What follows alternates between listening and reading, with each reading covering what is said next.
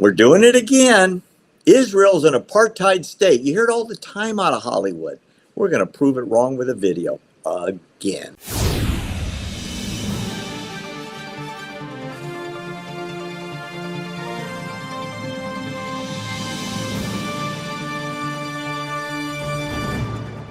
We've mentioned this a lot, Will, about apartheid.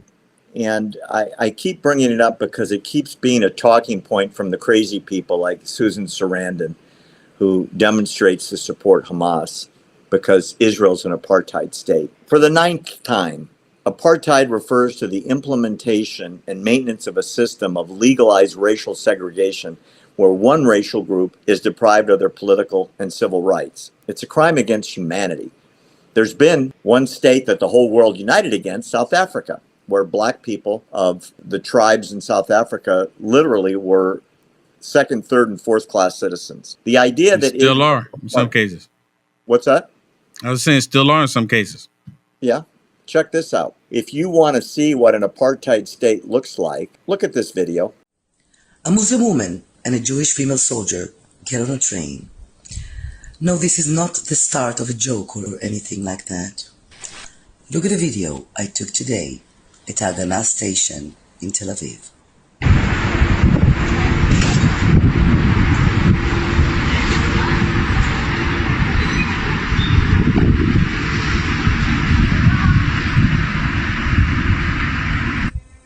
This is the reality in Israel, living together, side by side. Apartheid is bad. Thank God we don't have it in Israel. That was a Muslim woman with her head covered, pulling her roll-along suitcase, getting on the train. What the lady didn't mention is she cut right in front of a black woman in an IDF uniform, right? These celebrity idiots that have never been there, that call Israel an apartheid state. If this was an apartheid state, there'd be no black people on the train. There'd be no Muslim people on the train. And you see how they all move together? It's a colorblind society. What most people don't realize is there are more non-white than white people in Israel. You'll see more black people, more Asian people than white people. The whites in Israel are the minority. To call this an apartheid state is insane. But everybody that does has one common characteristic. They've never been there to see it.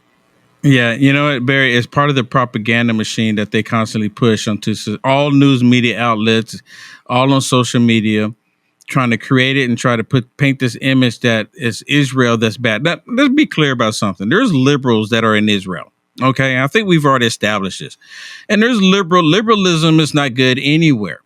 Right. So they cause problems as much as possible. But they want to paint this brush that because they have stupid liberals in Israel doing certain things that no one agrees with. They're saying, oh, all of Israel's bad. All of Israel's bad. No. And when we get, because I bring this analogy up, it's the same thing in the United States of America. They see what the stupid liberals are doing here in America.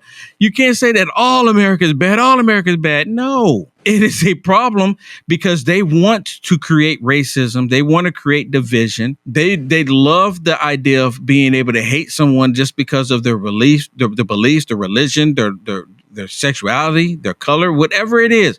Liberalism is the problem. And I don't understand why people can't make that connection. That's what I don't understand. You're thinking too much. You're using too many brain cells. That's the problem. You're thinking above these people. I just don't get it. Not rational. Anti-Semitism is not rational. Anti-Zionism is not rational. You're right. You're too smart for the discussion. That's your problem. I mean, and it's just like they constantly put it out there talking about, oh my goodness, these Zionists, like being a Zionist is bad.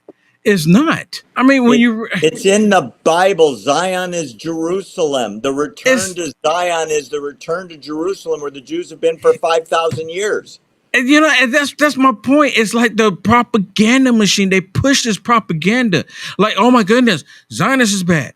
Another example, Trump is bad. He's racist. He said there was fine people on both sides. And then 7 years later, and then they come back and Snoop says, oh my goodness, yeah, President Trump, he actually wasn't talking about the protesters. He was talking about, You know, he was talking about protesters. He didn't say that neo-Nazis and white Democrat supremacists are fine people. He actually condemned them. But they conveniently leave those key details out. Just like this.